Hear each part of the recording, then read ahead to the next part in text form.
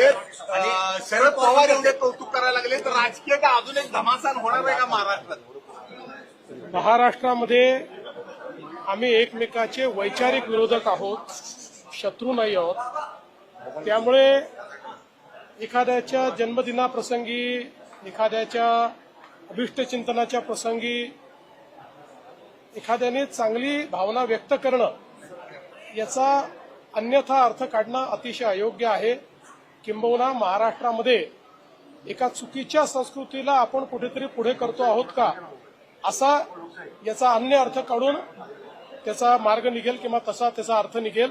म्हणून मला असं वाटतं की याला एवढ्याच परिप्रेक्ष्यामध्ये बघितलं पाहिजे की माझ्या जन्मदिवसाच्या निमित्ताने काही लोकांनी एक पुस्तक प्रकाशित केलं. त्यांनी या दोघंही जे महाराष्ट्रातले मोठे नेते आहेत त्यांना प्रतिक्रिया मागितली, त्यांनी ती प्रतिक्रिया दिली, त्यांनी त्यांची भावना व्यक्त केली, त्यांनी शुभेच्छा दिल्या.